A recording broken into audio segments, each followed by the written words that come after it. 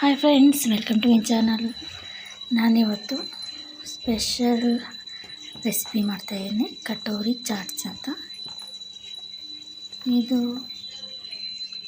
North side ಜಾಸ್ತಿ ಮಾಡ್ತಾರೆ ಅನಿಸುತ್ತೆ ಮೋಸ್ಟ್ಲಿ. ನಾನು ಟ್ರೈ ಮಾಡೋಣ ಅಂತ ಮಾಡ್ತಾಯಿದ್ದೀನಿ. ಫಸ್ಟು ಗೋಧಿ ಹಿಟ್ಟು ಚಪಾತಿ ಮಾಡಿದ್ದೆ ಬೆಳಗ್ಗೆ, ಹಿಟ್ಟಲ್ಲೇ ಮಾಡ್ಬೋದು. ಹಿಟ್ಟಲ್ಲಿ ಈ ಥರ ಸಣ್ಣದಾಗಿ ಹರ್ಕೊಂಡ್ಬಿಟ್ಟು ಚಪಾತಿನ, ಆಮೇಲೆ ಈ ಥರ ಸಣ್ಣ ಬಟ್ಲಿಗೆ ಹಿಂದುಗಡೆ ಎಣ್ಣೆ ಸವರ್ಕೊಂಡ್ಬಿಟ್ಟು ಬಟ್ಲಿಗೆ, ಆಮೇಲೆ ಈ ಥರ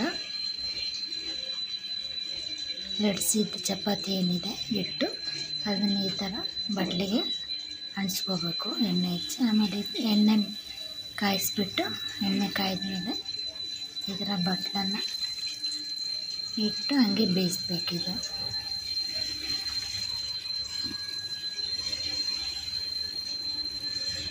ಇನ್ನೂ ಸ್ವಲ್ಪ ಜಾಸ್ತಿ ಎಣ್ಣೆ ಹಾಕ್ಕೋಬೋದು.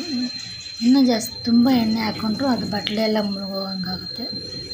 ಈ ಥರ ಬಗ್ಸಿ ಎಲ್ಲ ಕಡೆ ಬೇಯಿಸ್ಕೋಬೋದು. ಆಮೇಲೆ ಹಂಗೆ ಬಿಡಿಸ್ಕೋಬೋದು. ಅದು ಬೆಂದಮೇಲೆ ಅದೇ ಬಟ್ಲಿಗೆ ಬಿಟ್ಕೊಂಡ್ಬಿಡುತ್ತೆ ಈ ಥರ.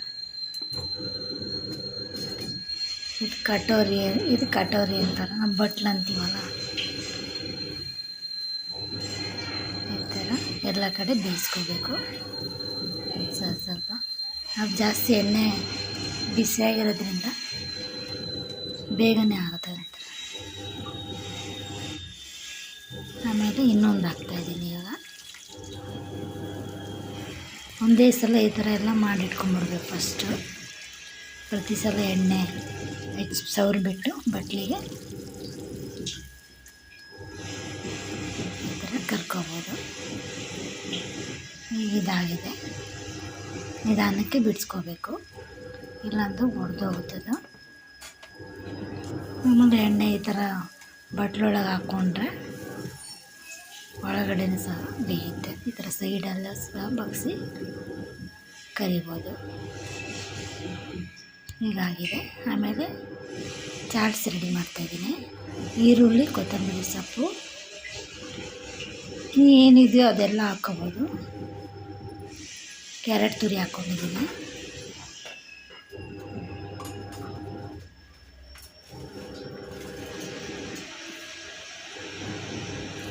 ಕಡಲೆ ಬೀಜ ಇತ್ತು, ಈ ಥರ ಕಡಲೆ ಬೀಜ ಹಾಕೋದು. ನೀವು ಮೊಳಕೆ ಕಾಳಿದ್ರೆ ಅದನ್ನೂ ಹಾಕೋಬೋದು.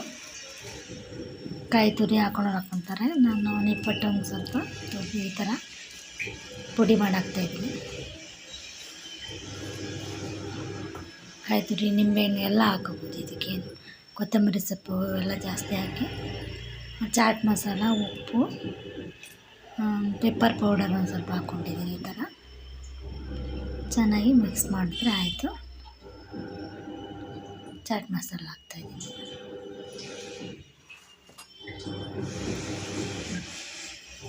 ಟೀ ಟೈಮ್ಗೆಲ್ಲ ಚೆನ್ನಾಗಿರುತ್ತೆ. ಯಾರು ಗೆಸ್ಟ್ ಬಂದರೆ ಸಡನ್ನಾಗಿ ಮಾಡ್ಬೋದು. ಅಕಸ್ಮಾತ್ ಬೆಳಗ್ಗೆ ಚಪಾತಿ ಮಾಡಿ ಇಟ್ಬೇಕಿದ್ರು ಕೂಡ ಮಾಡಿ ಮಕ್ಳಿಗೆ ಕೊಡ್ಬೋದು. ಈಗ ಸಮ್ಮರ್ ಹಾಲಿಡೇ ಎಲ್ಲ ಮಕ್ಕಳು ಮನೇಲಿ ಇರ್ತಾರೆ. ಈ ಥರ ಆಚೆ ತಿನ್ನೋ ಬದಲು ಮನೇಲಿ ಈ ಥರ ಮಾಡಿಕೊಟ್ರೆ ತಿಂತಾರೆ ಚೆನ್ನಾಗಿ.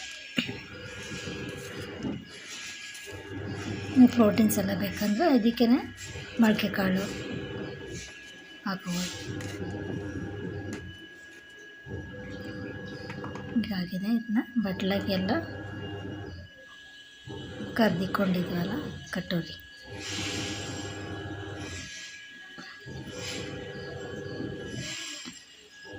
ಅದಕ್ಕೆ ಈ ಥರ ಜೋಡಿಸ್ಕೊಂಡ್ಬಿಟ್ಟು ಚಾಟ್ಸ್ ಏನಿದೆ ಅದನ್ನ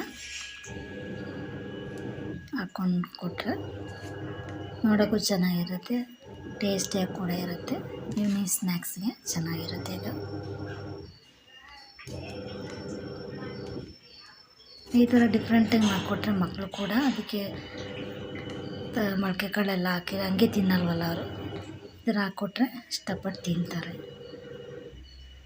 ಇದೇ ಥರ ನನ್ನ ಚಾನಲ್ನ ನೋಡಿ ಸಬ್ಸ್ಕ್ರೈಬ್ ಮಾಡ್ಕೊಳ್ಳಿ, ಸಪೋರ್ಟ್ ಮಾಡಿ ಆಯಿತಾ. Thank you.